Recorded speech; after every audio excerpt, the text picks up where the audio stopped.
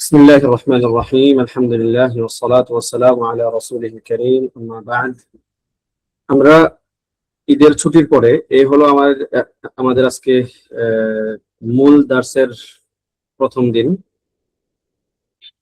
আল্লাহ তাআলার নিকট দোয়া করছি আল্লাহ তাআলা যেন আমাদেরকে উক্ত দার্সগুলো থেকে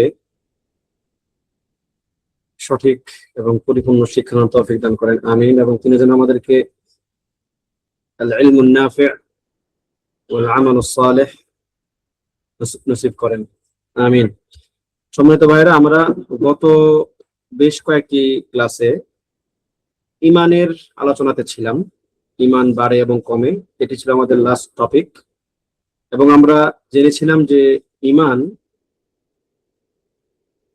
সৎ কাজের মাধ্যমে ইয়াজিদু বিত্তাআহ, সৎ কাজের মাধ্যমে বাড়ে, ওয়া ইয়ানকুসু বিল মাসিয়াহ,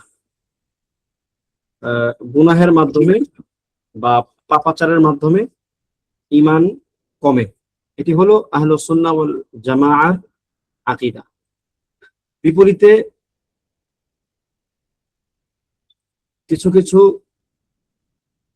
বিদআতি ফিরাক যারা বলে ইমান বাড়েও না কমেও না, ইমান তার মূলে একই রকম থাকে। তো সেগুলো আমাদের বিস্তারিত আলোচনা হয়েছে, আশা করি আপনাদের সেগুলো মনে আছে এবং সেগুলো আপনারা আরো বেশি জানার চেষ্টা করবেন ইনশাআল্লাহ তাআলা। এবার লেখক নতুন একটি অধ্যায় শুরু করছেন আলোচনাতে, সেটা হচ্ছে ওয়াদা আনকা আরা আর রিজালি ওয়া কাওলাহুম ফাকাউলু রাসূলিল্লাহি আযকা ওয়া আশরাহু। যে তুমি ওয়াদা আনকা আরা আর রিজাল, তুমি রিজাল বা বিভিন্ন লোকের আরা মতামত এগুলো থেকে বেঁচে থাকো, আরা আর রিজাল, এবং তাদের আকওয়াল তাদের রায় এগুলো নেওয়া থেকে দূরে থাকো। ফাকাউলু রাসূলিল্লাহি আযকা ওয়া আশরাহু, কেননা রাসূলুল্লাহ সাল্লাল্লাহু আলাইহি ওয়াসাল্লামের কথা হচ্ছে আযকা, খুব বেশি পবিত্র এবং অনেক বেশি সলিড সহিহ, অনেক বেশি বলতে তুলনামূলক, কিন্তু তার কথার চেয়ে সহিহ তার কোনো কথা নাই, বরং তার কথাই সহিহ ও আশরাহু এবং অধিক ব্যাখ্যা সম্বলিত। এবার আসুন এর ব্যাখ্যা আমরা যাচ্ছি ইনশাআল্লাহ। লেখক বলছেন ওয়াদা আনকা আই উতরুক ওয়াহদার ওয়াজতানিব, তুমি বেঁচে থাকো, ছেড়ে দাও, ওগুলোর পিছনে ছুটবে না। কোনগুলোর পিছনে? আরা আর রিজাল, লোকেদের কথা। এখানে লেখক বলছেন যে যিকরুর রিজালি হুনা লা মাফহুমা লাহু ফার-রা'য়ুল বাতিলু মাযমুমুন সাওয়াআন কানা মিনার রিজালি আও আন-নিসা ওয়া ইন্নামা খাসসার রিজাল বিযিকরি হুনা আসহাবুর রা'ই ফিল গালিব। যে এখানে রিজাল বলতে শুধুমাত্র পুরুষদের কথাকে গ্রহণ না করা বা পুরুষদের কথার পিছনে না ছোটা, এখানে মূলত উদ্দেশ্য এটা না। এটি হচ্ছে উমুমান যদি কোরআন এবং সুন্নাহর খেলাফ কথা হয় তাহলে যেই কারো কথাই গ্রহণ করা যাবে না, সেটা পুরুষ হোক নারী হোক। কারণ ইতিহাসে অনেক পুরুষজন মানুষকে পথভ্রষ্ট করেছে, অনেক নারীও মানুষকে পথভ্রষ্ট করেছে। আপনি যদি আমাদের সমাজ ব্যবস্থার দিকে একটু তাকান, দেখবেন অনেক মহিলা আছে যারা সমাজে সাধারণ মানুষের কাছে আলেমা বলে পরিচিত। আলেমা, এরা হচ্ছে সমাজের জ্ঞানী গুণী মহিলা, এবং তাদের কাছে গিয়ে মহিলারা ইলম অর্জন করে, তাদের আমল শিখে, ইমান শিখে, আর পথভ্রষ্ট হয়, কারণ তারা নিজেরাও বুঝেন, নিজেরাও জানে না। তো এখানে পুরুষ নারী দুইজনকে উদ্দেশ্য, তবে পুরুষ এখানে উল্লেখ করার উদ্দেশ্য হচ্ছে বেশিরভাগ ক্ষেত্রে মতামতের ব্যাপারগুলো বা রায় প্রদান করার ব্যাপারগুলো পুরুষরাই করে থাকে। এই জন্য বাকি আমাদেরকে এই সবটাকেই বিবেচনায় রাখতে হবে। ওয়া আরা আর রিজাল আল মাকসুদ বিহা আরা আল মাশায়েখ ওয়াল কুবারা ওয়াল আবা ওয়াল আজদাদ ওয়া ইয়াশমালু কুল্লা রা'ইন ইখালিফু কিতাবাল্লাহি ওয়া সুন্নাত রাসূলিহ। এখানে আরা আর রিজাল বলতে যারা মাশায়েখ, আল কুবারা, আল উলামা, যাদেরকে সমাজে অনুসরণ করা হয়ে থাকে, শেখ, উলামা, বাপ দাদা ইত্যাদি নামে তাদেরকে অনুকরণ করা হয়ে থাকে। এরকম সকল ব্যক্তিবর্গ যাদেরকে অনুসরণ করা হয়ে থাকে তারা এই রিজাল এই কথা দ্বারা এই কথার মধ্যে শামিল থাকবে, এবং যাদের কথাগুলো কোরআন ও সুন্নাহর খেলাফ হবে সেই কথাগুলো থেকেই আমাদেরকে বেঁচে থাকতে হবে। যেমন ইবনুল কাইয়িম রাহিমাহুল্লাহ বলেন, ওয়াল্লাহি মা খাউফি যুনুব ফাইন্নাহা লাআল্লি তারিকাল আফwi ওয়াল গুফরানি লাকিন্নামা আখশা ইনসিলাখাল কলবি তাহকিম হাদাল ওয়াহয়ি ওয়াল কুরআনি। তিনি বলছেন যে আল্লাহর কসম, আমি গুনাহকে ভয় করি না, গুনাহের ভয় আমার নাই। কেন? কেননা গুনাহ হতে পারে যে আল্লাহ তাআলার নিকট ক্ষমা চাইলে এবং তিনি ক্ষমা করলে সেটা শেষ হয়ে যাবে, এবং আল্লাহ তাআলা আমাদেরকে ওয়াদা করেছেন যে তিনি আমাদের গুনাহগুলোকে ক্ষমা করে দিবেন যদি আমরা সেই অর্থে আল্লাহ তাআলার নিকট ইস্তিগফার করি, তওবা করি। কিন্তু তিনি ভয় পাচ্ছেন যে অন্তর ইনসিলাখুল কলব মানে হচ্ছে অন্তর সরে যাবে, খুলে যাবে, দূরে সরে যাবে তাহকিম হাদাল ওয়াহয়ি ওয়াল কুরআন, কোরআন এবং সুন্নাহকে বা কোরআনকে ওয়াহীকে তাহকিম করা থেকে অন্তর দূরে সরে যাবে। এটা হচ্ছে একটা ভয়ের জিনিস, যে অন্তর কোরআন সুন্নাহকে হাকিম মানতে পারবে না, সেখান থেকে সঠিক বুঝ নিতে পারবে না, বরং কোরআন সুন্নাহকে বাদ দিয়ে ওয়ারিদা বিআরা আর-রিজালি ওয়া খারসিহা লা কানা যাকা বিমিন্নাতির রহমান। তখন কি হবে? কোরআন সুন্নাহ থেকে অন্তর সরে গিয়ে এর ওর কথা, বাপ দাদার কথা, শেখ মাশায়েখের কথা, উলামায়ে কেরামের কথা, আমি এখানে উলামা শেখ মাশায়েখ এই উদ্দেশ্যে বলছি বা এই অর্থে বলছি যারা কোরআন সুন্নাহর বাহিরে গিয়ে নিজেদের মন মতো কথা বলেন। শেখ মাশায়েখ বলতে এখানে আপনারা পজিটিভ শেখ মাশায়েখ নেবেন না, বা যারা সঠিক উলামায়ে কেরাম, হাক্কানি উলামায়ে কেরাম, রব্বানি উলামায়ে কেরাম তাদেরকে নেবেন না। পরে এরকম ইতিহাসে অনেক উলামা ছিল বা এখনো আছে যারা মানুষের পথভ্রষ্ট হওয়ার জন্য বড় কারণ। এরকম মানুষের আকওয়াল, তাদের আরা, এগুলো গ্রহণ করতে গিয়ে বহুত মানুষ পথভ্রষ্ট হয়েছে। তো তিনি সেই ভয় পাচ্ছেন, কারণ অন্তর যখন একবার পথভ্রষ্ট হয়ে যাবে তখন অন্তর বুঝতেই পারবে না যে তার যে এখন ক্ষমা চাওয়া দরকার। এটা বিদআতের ক্ষেত্রে খুব বেশি প্রযোজ্য। আপনাদেরকে আগেও মনে হয় এগুলো একাধিকবার বলেছিলাম যে বিদআত যখন মানুষ করে তখন সে সেখান থেকে ক্ষমা চাওয়ার তৌফিক পায় না। কেন? কেননা সে এটাকে ভালো কাজ মনে করে, সে সবের কাজ মনে করে। তো আমরা তো সবসময় ইস্তিগফার করি আল্লাহ তাআলার কাছ থেকে, আল্লাহ তাআলার কাছে গুনাহ থেকে, যেটাকে আমি গুনাহ জানি সেটা থেকে। তো এটা তো আমি সবের কাজ মনে করে করতেছি। তো এই জন্য অন্তর যখন ওয়াহী বা কোরআন থেকে দূরে সরে গিয়ে অন্যদের কথা নেওয়ার ব্যাপারে অভ্যস্ত হয়ে যাবে, তখন এটা হচ্ছে একজন ব্যক্তির জন্য সবচেয়ে ভয়ের জায়গা। এবং এটি আল্লাহু আকবার, মানে বর্তমান সময়ে আমাদের সমাজের জন্য যে কথাটা যে কতটা গুরুত্বপূর্ণ বা কতটা ভয়াবহ, এটি আপনারা যারা মাঠে ময়দানে টুকটাক দাওয়াতি কাজ করেন তারা এগুলো খুব ভালো জানবেন। এগুলো খুব ভয়াবহ আকারে ধারণ করেছে এখন। ধরুন একজন ব্যক্তি সে একটা আদর্শ লালন করে, একজন ব্যক্তি একটা আদর্শ লালন করে, ধরুন রাজনীতির একটা আদর্শ সে লালন করে যে ইসলামকে রাজনৈতিকভাবে বিজয়ী করা দরকার। অথবা ধরুন এরকম আরেকটা অংশ আছে এরকম যারা ধরুন কথার কথা একটা উদাহরণ দিচ্ছি আপনাদেরকে, জিহাদের চেতনা লালন করে, অন্তরের মধ্যে মারাত্মকভাবে জিহাদের চেতনা লালন করে। জিহাদের চেতনা লালন করা কখনোই দোষের কিছু না, বরং এটা কাম্য, এরকম হতে হবে। যদি মুসলিম উম্মাহ জিহাদের চেতনা লালন না করে তাহলে তারা তাদের দ্বীন রক্ষা করবে কিভাবে? দ্বীন রক্ষার মাধ্যম হচ্ছে জিহাদ। এই ব্যাপারে কার কোনো ইখতিলাফ নাই, কোনো সন্দেহ নেই। আপনি যখন হক পথে চলতে যাবেন, আপনি যখন তাওহীদের কথা বলতে যাবেন, তাওহীদ প্রতিষ্ঠা করবেন, তখন স্বাভাবিকভাবেই শায়াতিন কি করবে? এইটাকে বাধা দিবে। আর এটার ট্রিটমেন্ট হচ্ছে এক পর্যায়ে জিহাদ করা। এখন প্রবলেমটা কোথায় দেখেন, একজন ব্যক্তি ধরুন সে জিহাদের চেতনা লালন করে, ভালো কথা, কিন্তু যখন নাকি সে এই জিহাদের চেতনাটাকে মূল চেতনা মনে করবে ইসলামের মধ্যে, সে ভেবে নেবে কি এটা আমার মূল চেতনা, আমি এই চেতনার ভিত্তিতে গড়ে উঠবো, এই চেতনার ভিত্তিতে গড়ে উঠবো, এই চেতনার ভিত্তিতে আমি আমার যাবতীয় কার্যক্রম পরিচালনা করব। তখন হয় কি জানেন, শুধুমাত্র এই চেতনা লালন করে যেই কাউকে সে তখন আদর্শ বা অনুকরণীয় মনে করে। এবং এইটার এই ফিতনাটা বর্তমানে খুব ভয়াবহ আকার ধারণ করেছে। আমি এরকম একাধিক ব্যক্তিকে চিনি, খাঁটি বেদাতি,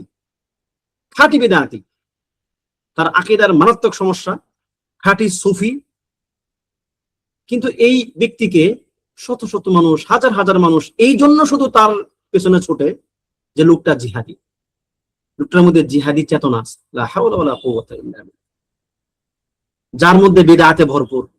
খোঁজ খবর করলে শিরিক পাওয়া যাবে। মানে আমি একটু সাবধানতা বশত বিদআত বলতেছি, কিন্তু তাদের আকীদা বিশ্বাসের মধ্যে কি শিরকি অবস্থানও আছে, শিরকি ব্যবস্থাও আছে।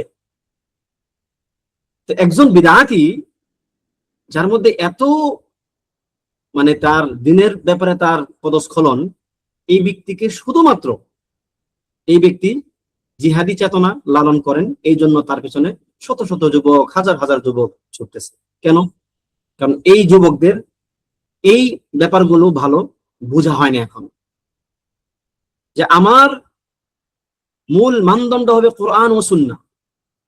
কোরআন ও সুন্নাহর সঙ্গে পরিপূর্ণভাবে যার আচার আচরণ, চিন্তা চেতনা, কার্যক্রম মিলবে, আমি তার সাথে আছি। অথবা কোরআনের সঙ্গে যাদের সম্পর্ক যত বেশি, আমি তার সাথে তত বেশি আছি। এই অনুভূতিগুলো আমাদের এখন কোথায় গেল? আমরা এই যে আরা আর রিজাল, অমুক বলছেন, তুমুক বলছেন, এবং এটা আমরা একটা নির্দিষ্ট কারণে, ওই যে বললাম নির্দিষ্ট একটা চেতনা আমি লালন করি, এবং যেহেতু তিনি এই চেতনার মানুষ, সুতরাং তার সব কথাই গ্রহণযোগ্য। এবার তার পিছনে গিয়ে আমরা ছুটতে আছি। তো এই ব্যাপারগুলো আল্লাহুল মুস্তাআন আমাদেরকে খুব বেশি চিন্তা ক্লিষ্ট করে ফেলে। এবং আমি ইদানিং এই ব্যাপারটা নিয়ে খুব বেশি আসলে চিন্তিত আর কি, অনেক বেশি চিন্তিত, অনেক বেশি চিন্তিত। কেননা অনেক পরিচিত মানুষ যাদেরকে চিনি, তাদের মধ্যে এই রূপ দেখতেছি। তাদেরকে খুব ভালো করে চিনি, খুব কাছ থেকে চিনি, এই মানুষগুলোর মধ্যে এই রূপ দেখতেছি, যে ইসলামটাকে সঠিকভাবে না বোঝা, ইসলামটাকে তার কোর পয়েন্টে না বোঝা, ইসলামকে কোরআন সুন্নাহ দিয়ে না বোঝা, ইসলামকে কোনো ব্যক্তির মতামত দিয়ে বোঝা। এটা খুব ভয়ঙ্কর একটা ব্যাপার, অত্যন্ত ভয়ঙ্কর একটা ব্যাপার সেটা। ওই জন্য আপনারা এই ব্যাপারগুলোতে খুব সাবধান থাকবেন। আপনার মূল মানহাজ হচ্ছে কোরআন ও সুন্নাহ, এটা হচ্ছে একদম মূল সর্বক্ষেত্রে, বিশেষ করে আকীদার ক্ষেত্রে, তাওহীদের ক্ষেত্রে, ঈমানের ক্ষেত্রে, ঠিক আছে, ঈমানের প্রত্যেকটা রুকনের ক্ষেত্রে। এরপরে আপনি আস্তে আস্তে আমলগুলোর দিকে আসবেন। ঈমানের দিকে তাকাচ্ছেন না আপনি, আপনি আকীদার দিকে তাকাচ্ছেন না, আপনি তাওহীদের দিকে তাকাচ্ছেন না, আপনি তাকাচ্ছেন একটা আমলের দিকে। তাহলে সবচেয়ে বড় আমল তো সালাহ, সবচেয়ে বড় আমল ইসলামে, এর উপরে কোনো আমল নাই, এমনকি জিহাদও না। সালাহ, সালাত যে ব্যক্তি ত্যাগ করবে সে কাফের হয়ে যাবে। তো আপনারা সালাতি নামাজি ব্যক্তি খুঁজেন না কেন? যার নামাজ সবচেয়ে সুন্দর, তার পিছনে গিয়ে ছুটেন, তার পিছনে সময় দেন। এরকম তো অনেক নামাজি আছে, সুফি, বিভিন্ন তরিকার, তাদের নামাজ যে এত সুন্দর ভাবতে পারবেন না, লম্বা লম্বা সময় কিয়াম করবে, তাদের পিছনে যান। নামাজি নামাজি খুঁজেন না কেন? এই জন্য এই ব্যাপারগুলো ভাইয়েরা আমাদেরকে খুব বেশি সাবধান থাকতে হবে,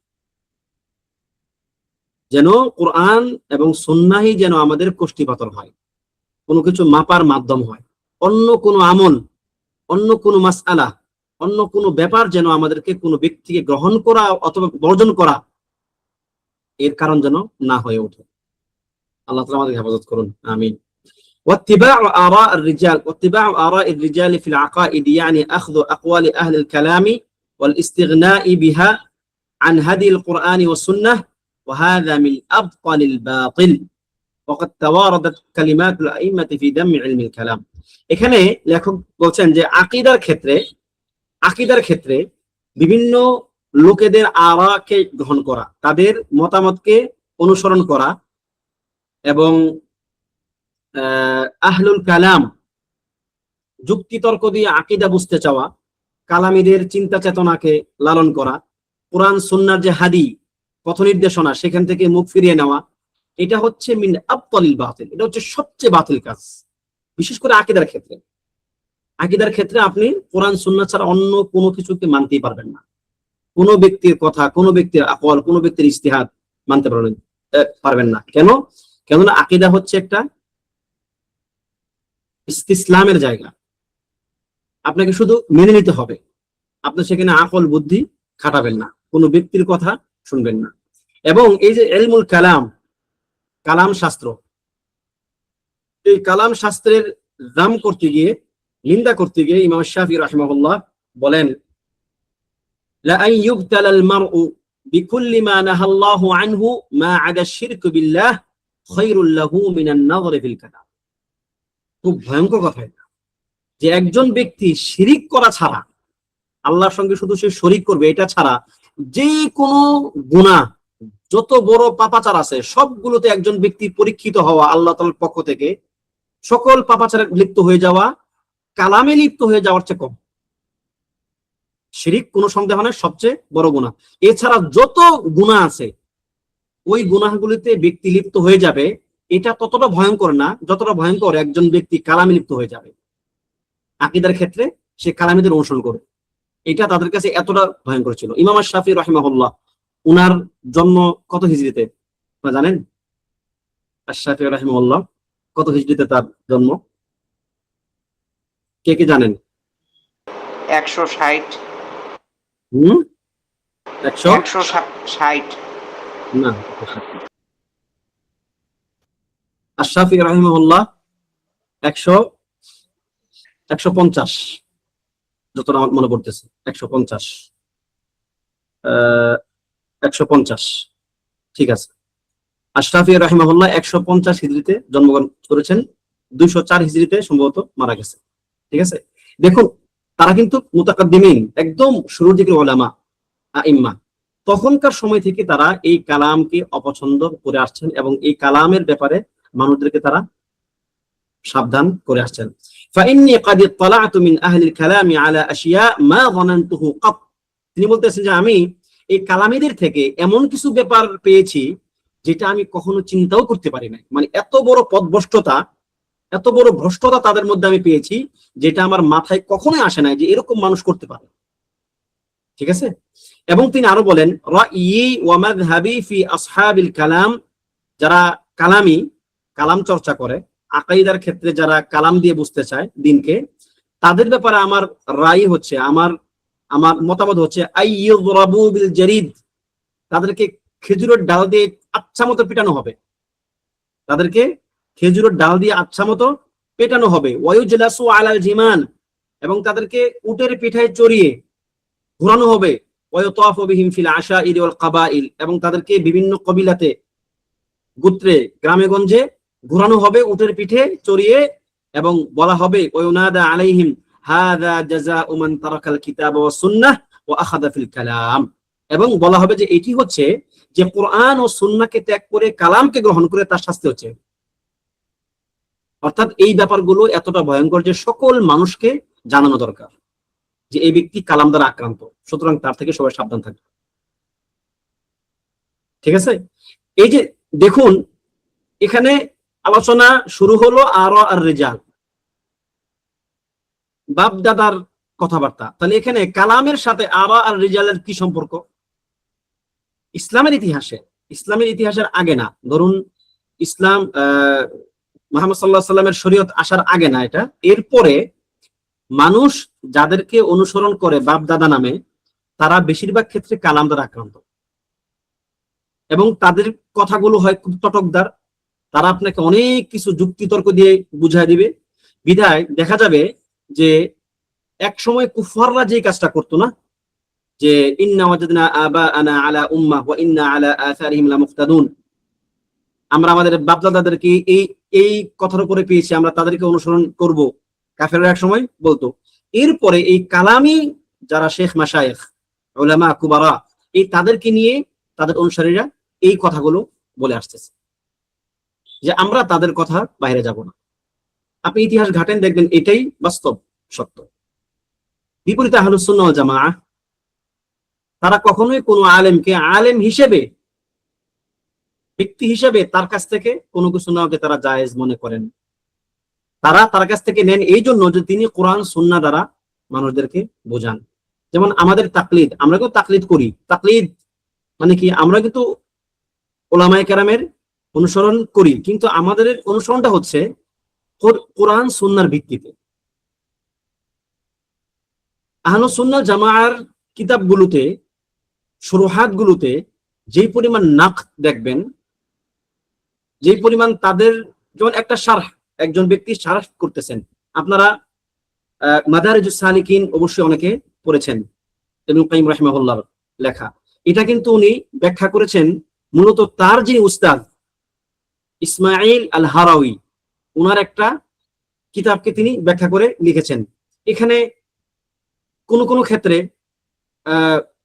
কিছুটা সুফিবাদের দিকে ঝুঁকে লেখা হয়েছিল আগে, ইসমাইল হারাউই যখন লিখেছেন লেখাটা, কিন্তু তিনি যখন শারাহ করতেছেন, ব্যাখ্যা করতেছেন, তখন তিনি এই যত জায়গাতে ইশকাল ছিল বা সমস্যা ছিল, তিনি সেই জায়গাগুলোতে নিজের অবস্থা ক্লিয়ার করে দিচ্ছেন যে আগের এই কথাটা সঠিক না। তিনি এরকম কোন কোন জায়গায় বলছেন যে শেখ আমাদের কাছে মাহবুব, আমরা তাকে ভালোবাসি, কিন্তু কি আল হাক্কু আহাব্বু ইলাইনা, কিন্তু হক আমাদের নিকট অধিক প্রিয়। শেখকে আমরা ভালোবাসি, কিন্তু হককে আমরা বেশি ভালোবাসি। এরকম ভুরি ভুরি দেখবেন, যত শুরুহাত দেখবেন, আপনার বিভিন্ন গ্রন্থের ব্যাখ্যা দেখবেন, সকল জায়গায় দেখবেন যে এই তাদের যদি কোনো ভুল দেখা যায় কোরআন সুন্নাহ মতে, সেগুলোকে তারা উল্লেখ করে দেন। একটা ভুল উল্লেখ করার মানে এই না যে এই ব্যক্তির সকল কথাই অগ্রহণযোগ্য না, জরুরি না। কোন একজন ব্যক্তি, নবী সাল্লাল্লাহু আলাইহি সাল্লাম ছাড়া কোনো ব্যক্তি এমন নাই যার কথা সব গ্রহণযোগ্য অথবা সব বর্জনযোগ্য। সুতরাং কোন ব্যক্তির, কোন আলেমের কোন কথা যদি আপনি দলিলের ভিত্তিতে গ্রহণ না করেন, বরং সেটাও ওই আলেমেরই চাহিদা, উনিও সেটাই চাইতেন, যদি আমার কোনো কথা সঠিক মনে না হয় কোরআন সুন্নাহর ভিত্তিতে, সেটা তোমরা পরিত্যাগ করবা, এটাই সুন্নাহ বা এটাই নিয়ম। কিন্তু এটা আপনি কালামীদের মধ্যে এই জিনিসটা দেখবেন না। যতই তাদের শেখ মাশায়েখরা ভুল করবে, সেটাকে কোনো না কোনো ভাবে কিভাবে পেঁচাইয়া সেটাকে সঠিক প্রমাণ করা যায়, দেখবেন ওইরকম যুক্তিতর্ক তারা দিবে। এই জন্য এখানে আরা আর রিজালকে উদ্দেশ্য করে মূলত কালামীদেরকে বোঝানো হয়েছে, কারণ কালামীদের মধ্যে এই সমস্যাটা অনেক বেশি। ওয়াল মাকসুদ আন্না কালাম আস-সালাফ ফি যাম্মিল কালাম ওয়া আহলি কাসীর, এরকম কালাম শাস্ত্রের ব্যাপারে নিন্দা করে, তিরস্কার করে প্রচুর পরিমাণে সালাফগণের আকওয়াল আছে। وأخذ آراء الرجال بدون حجة ولا برهان شرعي في العقائد أو الأحكام هو التقليد المذموم الذي ذمه السلف ونهوا عنه। যে আকীদা এবং আহকামের ক্ষেত্রে, দুই ক্ষেত্রেই, আকীদা এবং আহকামের ক্ষেত্রে তাকলিদ করা, কোন প্রকার শারঈ বুরহান, কোন প্রকার শারঈ দলিল ছাড়া তাকলিদ করা, এটি একটি মাজমুম ব্যাপার, এটি একটি মাজমুম ব্যাপার। এবং সালাফগণ এই ব্যাপারে আমাদেরকে অনেক বেশি সাবধান করেছেন এবং এটি থেকে নিষেধ করেছেন। এবার আসুন তাকলিদ, এখানে তাকলিদের কিছু আলোচনা আসবে এখন। আর তাকলিদ আসলে কি জিনিস, আমরা যে এতক্ষণ তাকলিদ বলতেছি, এই তাকলিদটা কি জিনিস? আর তাকলিদ কবুলুল কওলি ওয়ালতিজামিহি দুনা হুজ্জাতিন ওয়া দালিলিন মিন কিতাবি ওয়া সুন্নাহ। যে তাকলিদ হচ্ছে কিতাব এবং সুন্নাহর কোন প্রকার দলিল ছাড়া কোন ব্যক্তির কথাকে বা কোন কথাকে গ্রহণ করা এবং সেটা মেনে চলা। কোরআন এবং সুন্নাহর দলিল ছাড়া কোন কথাকে গ্রহণ করা এবং সেটাকে মেনে চলা। ওয়াকাদ জাআ যাম্মুত তাকলিদি ফি কিতাবিল্লাহি ওয়া সুন্নাতির রাসূল সাল্লাল্লাহু আলাইহি ওয়াসাল্লাম ওয়া কালামিস সালাফ। কোরআন, সুন্নাহ এবং সালাফগণের কালামের মধ্যে কি আছে? কথার মধ্যে এই প্রকার তাকলিদের নিন্দা করে অনেক কথাবার্তা আছে। যেমন আল্লাহ সুবহানাহু ওয়া তাআলা বলেন, বাল ক্বালু ইন্না ওয়াজাদনা আবাআনা আলা উম্মাতিন ওয়া ইন্না আলা আথারিহিম মুহতাদুন। আমরা আমাদের পিতাদেরকে, বাপ দাদাদেরকে এর উপরে পেয়েছি, শিরক কুফর যেগুলো কুফাররা করত, আমরা তাদেরকে এই অবস্থার উপর বা এই নীতির উপরেই পেয়েছি এবং আমরা তাদের এই নীতির উপরেই থাকবো, আমরা তাদের পথের অনুসরণই করব। এটা হচ্ছে কুফারদের কথা, অর্থাৎ তারা পরিপূর্ণ তাকলিদ, কিতাব এবং সুন্নাহকে পরিপূর্ণ বাদ দিয়ে বাপ দাদার কথাকে পরিপূর্ণ গ্রহণ করা। এবং আল্লাহ তাআলা আরো বলেন, ইন্নাহুম আলফাউ আবাআহুম দাল্লিন। আল্লাহ বলতেছেন যে তারা তাদের বাবাদেরকে, বাপ দাদাদেরকে পথভ্রষ্ট হিসেবে পেয়েছে। ফাহুম আলা আসারিহিম ইহরাউন, এবং তারা তাদের পদাঙ্ক অনুসরণেই চলছে। ক্বালা বা'দুল মুফাসসিরিন, কোন মুফাসসির রাহিমাহুমুল্লাহ বলেন, লাউ লাম ইউজাদ ফিল কুরআনি আয়াতুন গায়রা হাযিহিল আয়াহ ফি যাম্মিত তাকলিদ লাকাফা, যে কোরআনে যদি এই আয়াতটা ছাড়া তাকলিদের নিন্দা করার জন্য আর কোন আয়াত না থাকতো তাহলে এটি যথেষ্ট হতো। যে তাকলিদ যে কত খারাপ জিনিস, কোরআন সুন্নাহর বিপক্ষে তাকলিদ, এর অবশ্যই ইনশাআল্লাহ তাকলিদের প্রকারভেদগুলো যখন সামনে আসবে আপনারা এর পার্থক্যগুলো বুঝতে পারবেন। এখানে উদ্দেশ্য কি, কোরআন সুন্নাহর দলিল ছাড়া, দলিলের বিরুদ্ধে কাউকে তাকলিদ করা হচ্ছে কঠিনতম অপরাধ। এইটার ব্যাপারে যদি কোরআনে এই আয়াত ছাড়া অন্য কোনো আয়াত নাজিল না হতো তাহলে কি এটাই যথেষ্ট ছিল। এবার আসুন তাকলিদের প্রকারভেদ কি। তাকলিদ দুই প্রকার, আপনারা এই মাসআলাগুলো একটু মনে রাখবেন ইনশাআল্লাহ, কেননা এই প্রকারভেদগুলো আপনাদের দাওয়াতি কাজে সাহায্য করবে এবং নিজেদের বুঝে তো অবশ্যই, নিজেদের বুঝের জন্য এগুলো দরকার। তাকলিদ দুই প্রকার। প্রথম প্রকার হচ্ছে আন-নাউল আউয়াল, প্রথম প্রকার হচ্ছে আত-তাকলিদু ফিল আকাইদ, আকীদার ক্ষেত্রে তাকলিদ। আকীদার ক্ষেত্রে তাকলিদ, এই ক্ষেত্রে লেখক বলছেন যে ফিহি তাফসিল, এখানে একটু ব্যাখ্যা করতে হবে কথাটাকে। তিনি বলতেছেন আউয়ালান, এক নাম্বার পয়েন্ট হচ্ছে মাসাইলু উসুলিল ঈমান ওয়া উসুলিল আকীদাতি কাল আরকানিস সিত, যেমন ঈমানের যে আরকান গুলো আছে, একদম মৌলিক মাসআলা গুলো আছে, হ্যাঁ, এই ক্ষেত্রে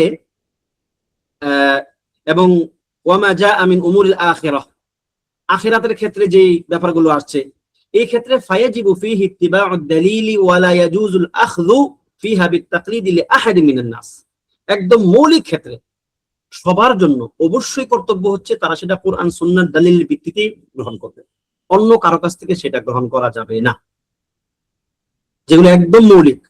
দেখেন আকীদার ক্ষেত্রে কিন্তু এটা ফিল আকাইদ, হ্যাঁ, তাকলিদ ফিল আকাইদ, আকীদার ক্ষেত্রে যেটা একদম মৌলিক উসুল, যেমন আরকানুস সিত, আপনার ইমানের যে 6 রুকন, ঠিক আছে, এই সমস্ত ক্ষেত্রে, এগুলোর ক্ষেত্রে হচ্ছে কি ইত্তিবা করতে হবে কিসের, দলিলের, এর বাইরে যাওয়া যাবে না। দ্বিতীয় হচ্ছে আম্মা তাকলিদু ফিল ইস্তিদলাল, কিন্তু দলিলের ক্ষেত্রে, দলিল দেওয়ার যে ধরন, যে কোন আয়াত দ্বারা কোনটার দলিল হবে, এই ইস্তিদলালের ক্ষেত্রে ফালা বা'সা বিহি, ইস্তিদলালের ক্ষেত্রে আপনি তাকলিদ করতে পারবেন। ইয়ানি আই ইয়ালামা ওয়াজহা আদ-দালিল মিনাল হুজ্জাতি ওয়া ইউকাল্লিদ আল-আলিমা ফিল ইকতিনা' বিহাযা আদ-দালিল ওয়া ওয়াজহ আল-ইস্তিদলাল মিনহু ফালা বা'সা বিহি। ধরুন একজন আলেম, ধরুন এই যে 6টা রুকনের কথা বললাম এবং আখিরাতের বিশেষ বিশেষ কিছু পয়েন্ট, অদৃশ্যের জ্ঞান, যেগুলো একদম মৌলিক জ্ঞান আর কি, ঠিক আছে, এই ব্যাপারগুলোতে দলিল কোন ভাবে দেওয়া হচ্ছে, দলিল যেমন একটা আয়াত দ্বারা দলিল দেওয়া হলো, এই আয়াতের কোন অংশ দ্বারা ইস্তিদলাল করা হচ্ছে, কিভাবে করা হচ্ছে, ইত্যাদি তাফসিল বিষয়গুলো তাকলিদ করা যাবে, কোনো সমস্যা নেই। এই পয়েন্টটাকে আপনার কাছে ক্লিয়ার? যদি ক্লিয়ার না হয় বলেন আবার। একটা হচ্ছে একদম মৌলিক ইমানের ব্যাপারে, যেমন আপনি রসুলের প্রতি ঈমান আনবেন, মালায়েকার প্রতি ঈমান আনবেন, ঈমানের 6 রকমের প্রতি আপনি ঈমান আনবেন। এখন যদি আপনি সেটা সুনির্দিষ্টভাবে না জানেন যে না এই 6টাই কোরআন সুন্নাহ দ্বারা সাবিত, এর বেশি নাই কম নাই, তাহলে তো আপনি এখানে 7টা বানায় ফেলবেন, আপনি 8টা বানায় ফেলবেন, প্রয়োজনে আপনি সেখানে 5টা বানায় ফেলবেন, তাই কিনা? মানে মৌলিক বিধানগুলো কোরআন সুন্নাহ থেকে আপনাকে জেনে নিতে হবে। কিন্তু ইস্তিদলালের ক্ষেত্রে যে কোন আয়াত দ্বারা কোনটা সাবিত হলো, কিভাবে হলো, এই যে বিস্তারিত ইলমটা, এই বিস্তারিত ইলমের ক্ষেত্রে আপনি তাকলিদ করতে পারেন, কোনো সমস্যা নেই। কেননা এই সময়ে আসলে এই জামানাতে ইস্তিদলাল সবাই করতে পারবে এই অংশটা নাই, বরং এই অংশটা খুবই কম ইস্তিদলাল দেওয়ার মতো, বা মানে এটা বলতে পারেন যে এক প্রকার ইজতিহাদের একটা লেভেলের কি, এটা এই লেভেলের ক্ষেত্রে তাকলিদ করা যাবে, কোনো সমস্যা নাই। লিআন্নাল মুজতাহিদ ফি ফাহমি আদ-দালিল কালিলুন ফিল উম্মাতিল ইয়াউম, কেননা দলিল বুঝার ক্ষেত্রে যে মুজতাহিদ হওয়া, এই লেভেলটা বর্তমান উম্মার মধ্যে খুবই কম, অনেক বেশি নাই। সুতরাং এই ক্ষেত্রে কি করা যাবে, তাকলিদ করা যাবে। দ্বিতীয় প্রকার, প্রথম প্রকার কি বলছিলাম, আকায়েদের ক্ষেত্রে তাকলিদ করা, মৌলিকভাবে তাকলিদ করা যাবে না, কিন্তু ইস্তিদলালের ক্ষেত্রে তাকলিদ করা যাবে। দ্বিতীয় হচ্ছে আত-তাকলিদু ফিল ফুরু', আর তাকলিদ ফিল ফুরু', শাখাগত যে হুকুম আহকাম এই ক্ষেত্রে তাকলিদ করা। এই ক্ষেত্রে লেখক বলছেন, এবং আপনাদেরকে এটা আমি আগেও মনে একাধিকবার বলেছিলাম, যে এখানে 3টি স্তর আছে। আহকামের ক্ষেত্রে যাতে তাকলিদ করবেন, এখানে স্তর হচ্ছে কয়টি? 3টি। আমি কিন্তু আজকে প্রশ্ন করবো ইনশাআল্লাহ ক্লাসের পরে যে আপনারা এটা পারেন কিনা। ফুরুই আহকামের ক্ষেত্রে বা আহকামের ক্ষেত্রে তাকলিদ হচ্ছে 3 প্রকারের। এক নম্বর হচ্ছে আল উলামা উল মুজতাহিদুন, যারা মুজতাহিদ উলামা, যারা ইজতিহাদ করার মতো যোগ্যতা রাখেন, তাদের জন্য তাকলিদ করা জায়েজ নাই। তারা কোরআন সুন্নাহকে নিজেরা ইস্তেমবাদ করে বুঝবেন। এখানে দেখুন, বাল ইয়াজতাহিদুনা ফি উমুরিদ্দিন, তারা ইজতিহাদ করবেন। ইজতিহাদ আসলে কোন কাজে লাগে? অনেক সময় আমাদের কাছে আমরা ইজতিহাদের ক্ষেত্রে আমাদের একটা ভুল ধারণা আছে। ইজতিহাদ বলতে আমরা অনেক সময় এটা বুঝি যে ইজতিহাদ মানে হচ্ছে যে বিষয়টা কোরআন সুন্নাহর মধ্যে নাই ওই রকম একটা কিছুকে নতুন করে একটা মাসআলা তৈরি করা। হ্যাঁ, এটা এটা খুবই কম, একদমই সামান্য হয় এটা। বরং ইজতিহাদ হয় হচ্ছে তারজিহের ক্ষেত্রে। এখন আমরা এমন একটা সময় আছি, এমন কোন মাসআলা নাই, প্রায় প্রায় নাই বললে চলে, যে মাসআলাতে আমাদের পূর্বে 2, 4, 10টা মতামত নাই, অনেকগুলো মতামত থাকবে। দেখবেন আপনি প্রায় মাসআলাতেই দেখবেন যে ইখতিলাফ আছে। তার মানে কি, এই মাসআলায় কথাবার্তা আগেই হয়ে গেছে অলরেডি। এখন ইজতিহাদ তাহলে কি এই জামানায়? ইজতিহাদ হচ্ছে এই একাধিক যে আরা বা একাধিক যে মতামত ফুকাহায়ে কেরামের, এই মতামতের মধ্যে একটাকে সিলেক্ট কর। এখন এই কাজটা যে কেউ কি করতে পারবে? পারবে না। সুতরাং যিনি মুজতাহিদ এখন তিনি এই কাজটা করবেন, যে উলামায়ে কেরাম যে কথাগুলো আগে অলরেডি বলে গেছেন এই কথাগুলোর মধ্যে আমি থাকবো। বরং উলামায়ে কেরাম যেটা বলেন যে ধরুন একজন ব্যক্তি ইজতিহাদ করতে পারে, যোগ্যতা আছে, তিনি এমন কোন 3 নাম্বার মত নিয়ে আসতে পারবেন না যদি তার আগে 2টা মত থাকে। বরং তিনি 2টা মতের মধ্যে তিনি কি করবেন? তারজিহ করবেন, যে এই মতের উপরে কোন কোন দলিলের ভিত্তিতে রাজেহ হতে পারে, অগ্রগণ্য হতে পারে। কেননা যদি আপনি এরকম শুধু মত বানানোর মতো একটা সুযোগ তৈরি করে দেন, তাহলে তো বিরাট বড় ইশকাল তৈরি হয়ে যাবে। তখন দেখবেন যে হাজার হাজার মত হয়ে যাবে। তখন উলামায়ে কেরাম এই দিকটাতে অনেক সাবধানী ভূমিকা পালন করেন। কোন কোন উলামায়ে কেরাম তো বলেন যে 4র্থ শতকের পরে, মুসলমানদের মধ্যে 4র্থ শতকের পরে কোন ইজতিহাদ নাই, শেষ, ইজতিহাদের দরজা বন্ধ হয়ে গেছে, কারণ সব মাসআলা ইজতিহাদ হয়ে গেছে অলরেডি। যদিও এটা একদম সাবেত কোন কওল না যে এইটাই সবাইকে মানতে হবে, কিন্তু ইজতিহাদের ব্যাপারটা যে সহজ না আর কি। এটা যে আপনার একটা বড় একটা ব্যাপার, এবং এই ক্ষেত্রে অনেক সাবধান থাকতে হবে, এটা বোঝানোর জন্য এটা বলা হয়ে থাকে, বা এই কলটা বলা হয়ে থাকে। সুতরাং মুজতাহিদ, এই জামানার মুজতাহিদদের বড় কাজ হচ্ছে তারজিহ করা। একাধিক কল থাকবে, একাধিক দলিল থাকবে, তার মধ্যে একটাকে রাজেহ সাব্যস্ত করা। ঠিক আছে? তাহলে এই লেভেলে যারা থাকবে তারা তাকলিদ করবে না, যে একজন শুধু একটা কথা বলছেন শুনে সাথে সাথে মেনে ওইটা আমল, মানে আপনার মেনে নিবে, আমল করবে, এইটা সে করবে না, তিনি ইজতিহাদ করবেন।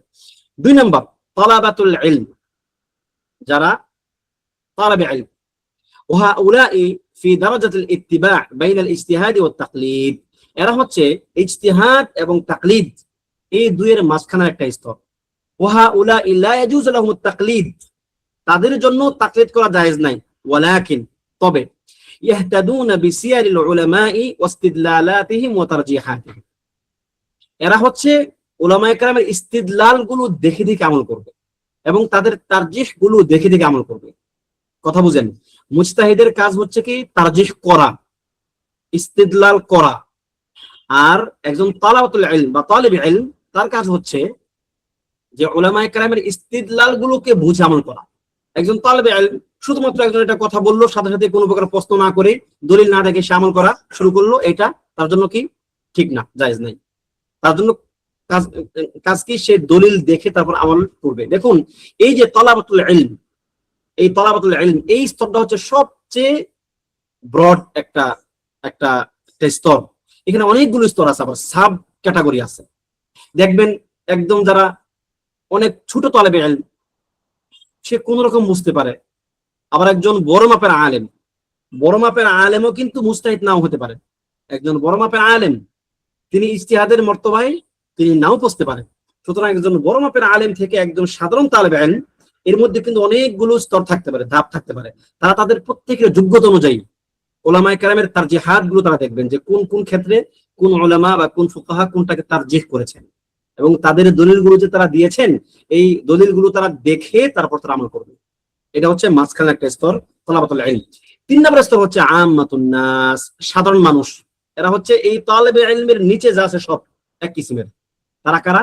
ওয়া উলা ইয়াজুজু লাহুমুত তাকলিদ, এদের জন্য তাকলিদ করা জায়েজ। লিআন্নাহুম লা ইয়াফহামুনা আল-আদিল্লাহ ওয়াল ইসতিদলাল, কেননা তারা দলিল এবং ইস্তিদলাল, দলিল এবং এটাকে কেমনে দলিল হিসেবে সাব্যস্ত করা হবে তারা সেটাকে বুঝে না। এখানে লেখক বলছেন যে ইয়াজুজু লাহুমুত তাকলিদ, কিন্তু এটা এইভাবেও বলা যাবে বাল ইয়াজিবু আলাইহিমুত তাকলিদ, তাদের জন্য তখন ওয়াজিব হবে তাকলিদ করা। সে তখন নিজে নিজে গিয়ে গাটাগাটি করতে পারবে না। কথা কি ক্লিয়ার আমার? যে একদম যারা সাধারণ মানুষ, যার দলিল বোঝার কোন ক্ষমতা নাই, যার ইস্তিদলালের কোনো যোগ্যতা নাই, দলিল বুঝে সেটাকে প্রয়োগ করা, অথবা যদি অন্য কেউ একটা দলিল দেয়ও সেই দলিলটাকে যাচাই করার তার কোনো যোগ্যতা নাই, এই ব্যক্তির জন্য ওয়াজিব হচ্ছে কি সে তাকলিদ করবে। সে নিজে নিজে কোনো ইজতিহাদ করবে না, নিষেধ তার জন্য। কেননা তাকলিদ করলে অ্যাটলিস্ট সে একটা কিছুর মধ্যে থাকবে। সেটা কি? সে হচ্ছে আগে একটা আমল চলমান তার মধ্যে থাকবে, কিন্তু সে যদি নিজে নিজে আমল করা শুরু করে কোরআন সুন্নাহ থেকে, মানে কোরআন সুন্নাহ থেকে বলতে আসলে সে তো কোরআন সুন্নাহ পারেও না, বুঝেও না, সে প্রত্যেক কাজেই ভুল করবে এবং প্রত্যেক কাজেই তার বিদআত হওয়ার আশঙ্কা থাকবে। ঠিক আছে? তো যারা একদম আম্মাতুন নাস, তলাবাতুল ইলমের নিচের স্তর, এদের জন্য উপায় হচ্ছে কি কি করা? তাকলিদ করা।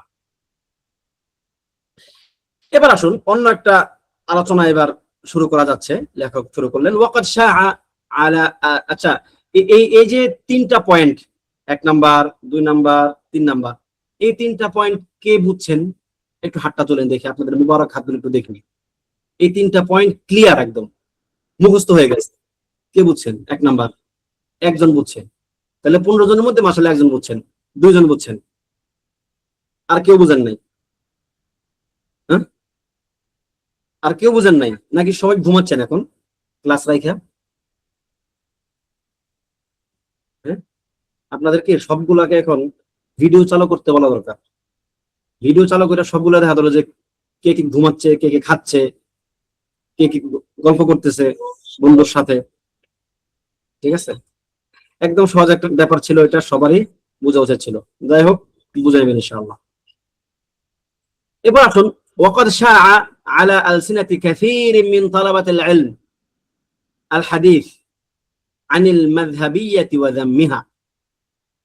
অনেক তালাবাতুল ইলম, অনেক তালেবে ইলম, তাদের কাছে, যারা ইলমের ছাত্র আর কি, তাদের কাছে মাযহাব এবং এর নিন্দার ব্যাপারে কিছু কিছু কথা একদম ছড়ে গেছে আর কি মানুষের মধ্যে, অনেক আলোচনা হয়। ওয়াল আউলা আত-তাফসীলু ফিহা আলা 4 মারাতিব, উত্তম হচ্ছে এটাকে 4টা স্তরে ভাগ করা। দেখেন, মাযহাব মানা যাবে না যাবে না, মাযহাব থাকা উচিত না উচিত না, এই সেই নিয়ে কিন্তু অনেক কথাবার্তা হয়। বিশেষ করে যারা তুল্লাবুল ইলম, যারা ইলম অর্জন করতে চায়, ইলমের সঙ্গে থাকতে চায়, তাদের মধ্যে এগুলো নিয়ে ব্যাপক কথাবার্তা হয়ে থাকে। তো লেখক বলছেন যে এক্ষেত্রে একটু 4টা মার্তাবা আপনাকে বুঝতে হবে। 1 নাম্বার আল মারতাবাতুল উলা, প্রথম মার্তাবা কি? আত-তাফাক্কুহু আলা মাযহাব, কোন একটা মাযহাবকে বোঝা, মাযহাবের উপরে ফিকহের বুঝ নেওয়া, মাযহাব কেন্দ্রিক ফিকহের বুঝ নেওয়া। ওয়া হুয়া, সেটা কি? আত-তাফাক্কুহু আলা মাযহাব, সেটা কি? ওয়া হুয়া দিরাসাতু তালিবিল ইলমি আলা আহাদিল মাযাহিবিল মাশহুরা, একজন তালেবে ইলম প্রসিদ্ধ যে মাযহাবগুলো আছে, প্রতিষ্ঠিত এবং প্রসিদ্ধ, এই যে কোনো একটা মাযহাবের উপর সে ফিকহ শিখবে, সে দিরাসা করবে, সে পড়াশোনা করবে ফিকহ বিষয়ে। ওয়াহাদা লাইসা মাযমুমুন বাল মাহমুদুন ওয়া মাতলুব, এটি নিন্দনীয় নয়, বরং এটি মাতলুব, বরং এটি প্রশংসনীয় যে একজন ব্যক্তি প্রতিষ্ঠিত এবং মাশহুর কোন মাযহাবের উপরে সে তার ফিকহ শিখবে। এটা কি? মাহমুদ, প্রশংসনীয়, এবং মাতলুব এবং কাম্য।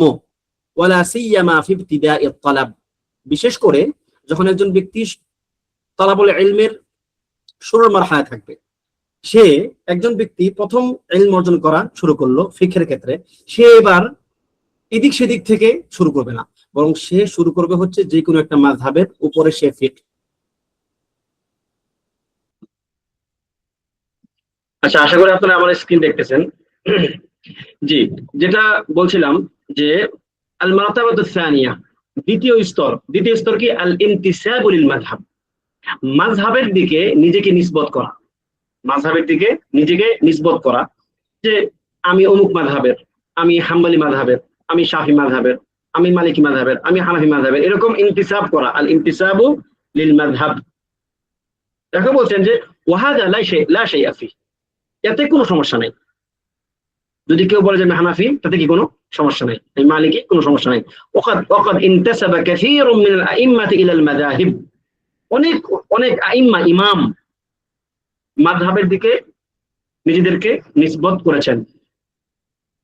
ওমান রাজা কুতুবা আত-তাবাকাত ওয়াজাদা যালিক, যারা উলামায়ে কেরামের, আইম্মায়ে কেরামের জীবনী যারা আপনারা পড়েছেন, এরা আপনারা সবাই জানেন, এগুলো নতুন করে বলার কিছু নাই। যেমন وقد انتسب الى المذهب الحنبلي عدد من العلماء المحققين، যারা মুহাক্কিক উলামা, এর মধ্যে একটা বিরাট বড় অংশ হাম্বলি মাযহাবের দিকে নিজেদেরকে ইন্তিসাব করেছেন, বা নিজেদেরকে হাম্বলি মাযহাবের বলে তারা বলেছেন। যেমন তাদের মধ্যে মিনহুম শাইখুল ইসলাম ইবনে তাইমিয়া রাহিমাহুল্লাহ, ইবনুল কাইয়িম রাহিমাহুল্লাহ, ইবনে রাজব রাহিমাহুল্লাহ, এই যে মানে আমাদের মুখে মুখে যাদের কথা খুব বেশি আমরা বলি, এই ইবনে তাইমিয়া রাহিমাহুল্লাহ, তার ছাত্র ইবনুল কাইয়িম, তার ছাত্র ইবনে রাজব, ঠিক আছে, ওনারা প্রত্যেকে কিন্তু হাম্বলি ছিলেন। ইবনে কাসির রাহিমাহুল্লাহ শাফিঈ ছিলেন। আল বুখারী রাহিমাহুল্লাহ, তিনি হাম্বলি ছিলেন, হাম্বলি। আবু দাউদ রাহিমাহুল্লাহ, আপনারা যারা পড়েন সুনান আবু দাউদ, তিনি হাম্বলি ছিলেন। এরকম আপনি, আমি শুধু হাম্বলিদেরটা বললাম আর কি, এরকম হানাফি আছে, শাফি আছে, মালিকি আছে, প্রচুর। মানে উলামায়ে কেরাম নিজেদেরকে ইন্তিসাব করতেন কোন একটা মাযহাবের দিকে। তাহলে প্রথমটা কি, যে কোনো একটা মাযহাবকে বোঝা, মাযহাবের একটা ফিকহ পড়া, বিশেষ করে যারা শুরুর দিকের তালেব ইলম, তাদের জন্য মাতলুব। সে যখন আস্তে আস্তে আরো বড় হবে, সে যখন আস্তে আস্তে আরো তার মাদারিক বাড়বে ইলমের, সে তখন অন্যান্য ফিকহ সম্বন্ধেও পড়বে, ঠিক আছে। সে হানাফি হয়ে সে মালিকি ফিকহ পড়তে পারে, শাফিঈ ফিকহ পড়তে পারে। কেন? আল ফিকহুল মুকারান, অর্থাৎ যেন সে মুকারানা করতে পারে। তার সে আস্তে আস্তে ওই লেভেলে যখন সে যাবে, সে যখন রুতবাতুল ইজতিহাদ পৌঁছে যাবে, তখন তো তার মানে ইজতিহাদের লেভেলে পৌঁছতে তার এগুলো দরকার হবে, ঠিক আছে। যেমন ইবনে কুদামা রাহিমাহুল্লাহ, ওনার এই যে আল মুগনি, আপনারা নাম শুনছেন না? হাম্বলি মাযহাবের একটা বড় ফিকহের কিতাব আল মুগনি। আল মুগনি আসলে কি জিনিস জানেন? আল আল মুগনি হচ্ছে ইমাম ইবনে কুদামা রাহিমাহুল্লাহ, তাকে বলা হয়ে থাকে শেখুল মাযহাব, হাম্বলি মাযহাবের শেখ তিনি, ঠিক আছে। তার উপর আর মানে কথা না, এরকম আর কি। তিনি মোট 4টা ফিকহের কিতাব লিখছেন। প্রথম লিখছেন উমদাতুল ফিকহ, একদম এক কথার উপরে সংক্ষিপ্ত ছোট্ট এরকম একটা কিতাব, ঠিক আছে। তারপর লিখছেন আল কাফি, 2 কওল বা একটু মাযহাবের মধ্যে একাধিক কওল দিয়েছেন বা দলিল দিয়েছেন একটু। তারপর লিখছেন কি আল আল মুকনি, তার চেয়ে একটু বড়, সেখানে ইস্তিদলাল আসছে, কিছু কিছু ইখতিলাফ আসছে, সেটা রদ আসছে হালকা পাতলা আর কি। সর্বশেষ লিখছেন আল মুগনি, সেটা হচ্ছে একদম বিরাট বড় একটা বিশ্বকোষের মতো আর কি, অনেক বড় আল মুগনি। সেখানে তিনি একটা মাসআলায় সকল মাযহাবের ইখতিলাফগুলো উল্লেখ করেছেন এবং তিনি একটাকে তারজিহ করেছেন। তাহলে একজন মুজতাহিদ, তার কিন্তু সকল মাযহাব সম্বন্ধে জানা থাকা লাগবে, নয়তো সে দেখা যাবে যে তার মাযহাব জেনে সে এইটাই হক আর অন্য আমল বাতিল, ভুল, এই মত দিয়ে দিবে। মুশকিল হচ্ছে মানুষ যেটা করে বর্তমান জামানায়, সেটা হচ্ছে এইটা, শুধু নিজেরটা ঠিক আর অন্যটা ভুল বলে দেয়। কেন জানেন? কেন বলে? কারণ সে অন্যটা আসলে জানি, এই জন্য বলে। সে জানেই না যে এরকম একটা মত যা আছে, বলে দেবে না এটা ঠিক, এটা ভুল, এরকম বলে দেবে, এটা ঠিক না। ইলমের মাজালে বর্তমান সময়ে সংক্ষিপ্ত কথা বেয়াদবির শামিল, কথাটা মনে রাখবেন। সংক্ষিপ্ত কথা ইলমের মাজালে বেয়াদবির শামিল, যে ঠিক এটা ভুল, এরকম ভাবে উলামায়ে কেরামের মানা যেটা না, আপনাকে তাফসিল করতে হবে। হ্যাঁ, আপনি যদি একটাকে ভুল সাব্যস্ত করেন, আপনি অনেকগুলো আরা বলে তারপর বলবেন যে এটা তুলনামূলকভাবে এটা সঠিক, এটা ভুল মনে হচ্ছে, বলেন, সমস্যা নেই। কিন্তু কোনো প্রকার আরা বা ইখতিলাফ গুলো আপনি জানেন না, আপনি একটা মত বলে দিলেন, এটা বলে ঠিক, এটা ঠিক না। ঠিক আছে, তাহলে ইনতিসাব জায়েজ। জায়েজ বলতে এটা কোনো সমস্যাই না আর কি, বরং উলামায়ে কেরাম ইনতিসাব করেছেন মাযহাবের দিকে। আপনাদের মধ্যে হানাফি কে কে আছেন? একটু হাত তুলুন তো দেখি। হানাফি মাযহাব অনুসরণ করেন কে কে আছেন? একজনও নাই। আপনার সবাই বাঙালি। এই মাযহাব বাংলাদেশে প্রতিষ্ঠিত। এক, দুই, দুইজন। আচ্ছা, শাফি মাযহাব অনুসরণ করেন কে কে আছেন? এখন হানাফি হাত নামান। শাফি মাযহাবের কেউ নাই। মালিকি মাযহাব অনুসরণ করেন কে কে আছেন? এটা থাকার কথাও না, কারণ এটা আমাদের কাছে অনেক বেশি অপরিচিত আর কি। আর হাম্বলি মাযহাব অনুসরণ করেন কে কে আছেন? হাত তো দেখা ভালোই উঠতেছে। বাহ, 4-5টা হয়ে গেল। হ্যাঁ, ইনশাআল্লাহ। তাহলে দেখেন যে কোনো মাযহাব মানা কোনো সমস্যা না। প্রবলেমটা কি জানেন? এই প্রবলেম হচ্ছে এই 3 নাম্বার, আল মারতাবাতুস সালিসা। এই 3 নাম্বারটা হচ্ছে প্রবলেম। সেটা কি? আত-তাআসসুবুল মাযহাবী, মাযহাবের ব্যাপারে তাআসসুব করা। তাআসসুবটা কি জিনিস? ওয়া হাযা ইয়ানি ইত্তিবাউল মাযহাবি ফি কুল্লি শাইইন, সকল বিষয়ে মাযহাবকে মানা। না, এই পর্যন্ত কোনো সমস্যা নাই। সকল বিষয়ে মাযহাবকে মানা কোনো সমস্যা নাই, এই পর্যন্ত কি ঠিক ছিল। এরপরে যেটা আসতেছে, ওয়াল আখযু বিআকওয়ালিহি ওয়ালাউ খালাফাতিল কিতাব ওয়াস সুন্নাহ, যদিও কিতাব এবং সুন্নাহ, কোরআন সুন্নাহর সঙ্গে খিলাফ হয়ে যায় কোন একটা মত, এরপরেও সেটাকে গ্রহণ করা। এটা হচ্ছে আত-তাআসসুবুল মাযহাবী। এটা সকল উলামায়ে কেরামের মতে হচ্ছে সেটা মাযমুম, নিন্দনীয়। ঠিক আছে, এটা কখনোই গ্রহণযোগ্য না। যে আপনি যখন জেনে যাবেন, বুঝে যাবেন যে এটা কোরআন সুন্নাহর সঙ্গে সাংঘর্ষিক হয়ে যাচ্ছে, এরপরও সেটাকে মেনে চলা বা সেটাকেই গ্রহণ করা, এটা ঠিক না। আবার এটা একটা ফাহ। আমি বলি কি জানেন, যে এই অংশটা একটা ফাহ, মানে একটা ফাঁদ। এই ফাঁদে অনেকেই পা দেন। কেমনে পা দেন? এভাবে দিয়ে থাকেন। অনেকে বলেন যে একটু সামান্য দেখেই যে আচ্ছা এটা তো আসলে কোরআন সুন্নাহর সঙ্গে মিলতেছে না, বলে তিনি সেটাকে বাদ দিয়ে দেন। আচ্ছা, আপনি কেমনে জানলেন যে কোরআন সুন্নাহর সঙ্গে যেটা মিলতেছে না? এটা আপনি বুঝলেন কেমনে? আপনি কি কোরআন সুন্নাহ সব জানেন? যদি জানেন, আপনার আইডিয়া দেন, কোনো সমস্যা নাই। এই ব্যাপারটাও নিশ্চিত করবেন বা সিদ্ধান্ত নেবেন উলামাগণ, যে কোনটা কোরআন সুন্নাহর সঙ্গে একবারেই যাচ্ছে না, কোনটার কোনো দলিল নাই, কোনটার কি কোনো দলিল নাই, এই ব্যাপারটা সিদ্ধান্ত আপনি নেবেন। সুতরাং এই যে এটা কোনটা তাআসসুল মাযহাবী, মাযহাবের ক্ষেত্রে তাআসসুব কোন অংশটা, এই ব্যাপারে আপনি সিদ্ধান্ত নেবেন না, বরং উলামায়ে কেরাম আপনাকে সিদ্ধান্ত নিয়ে দিবেন। আপনি তাদের যে যে আপনার ইস্তিমবাদ গুলো আছে, এই ক্ষেত্রে ইজতিহাদ গুলো আছে, আপনি সেটা আপনি মেনে চলবেন। নিজে নিজে কোনো একটা সিদ্ধান্ত নিয়ে নেবেন না। দেখুন, ওয়াকাদ যাহারাত ফিল আসরিল হাদির দাওয়াতান, এটা এখানে আরেকটা গুরুত্বপূর্ণ অনুষঙ্গ শুরু হলো, লেখক বলা শুরু করলেন।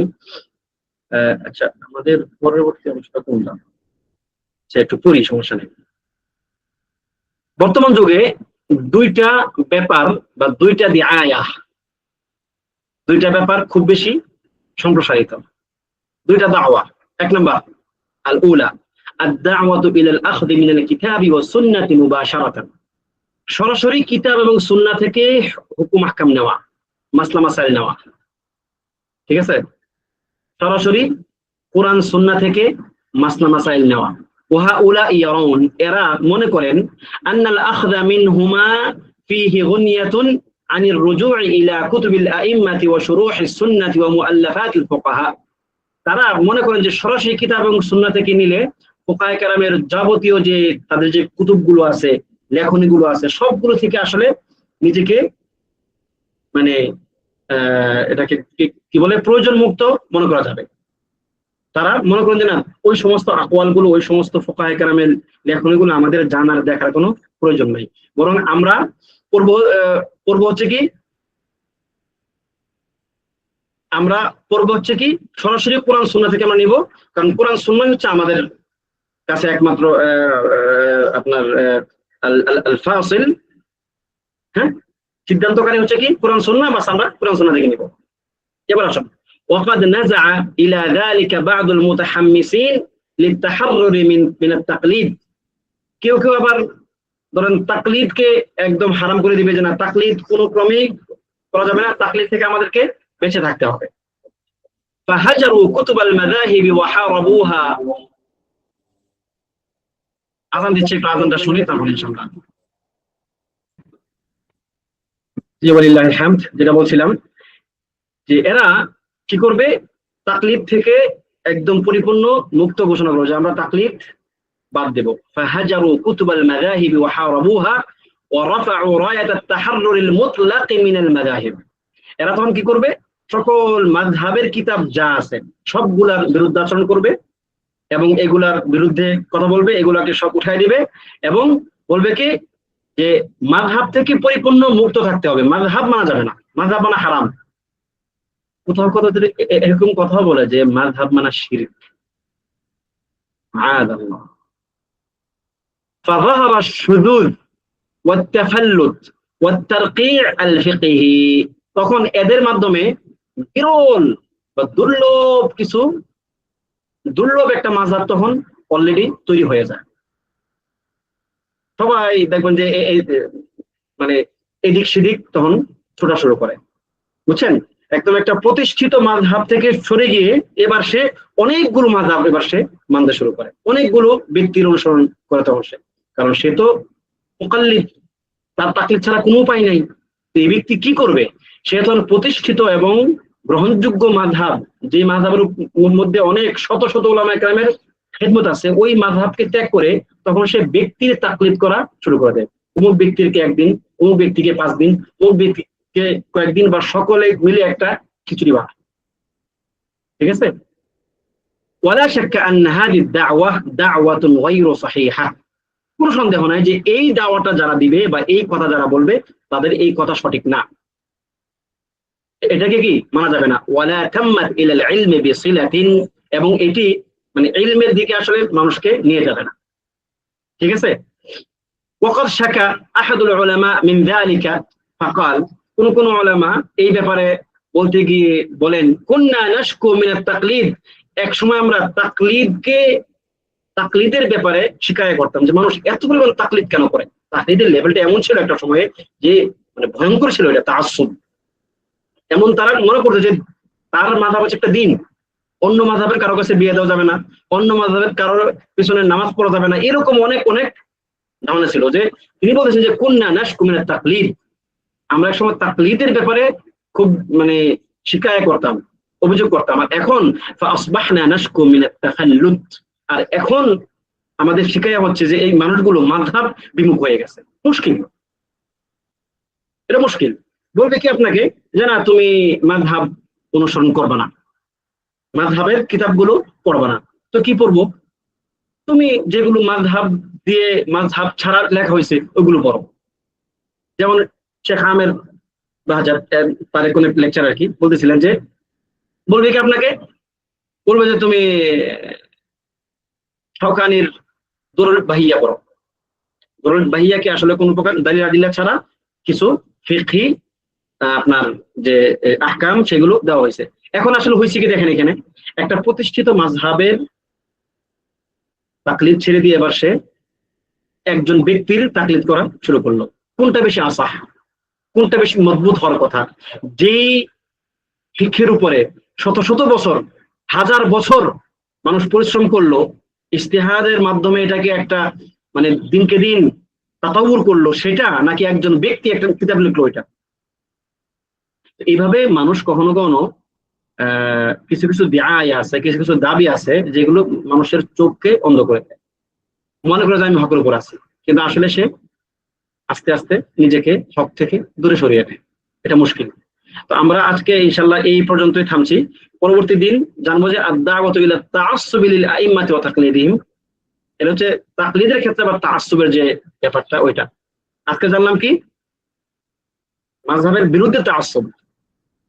আর কালকে যদি আল্লাহ তৌফিক দান করেন জানবো হচ্ছে কালকে বা আমার যদি নেক্সট ক্লাস থাকবে সেটা হচ্ছে যে তাকলিদের ক্ষেত্রে তাআসসুব করা বিইذنিল্লাহি তাআলা।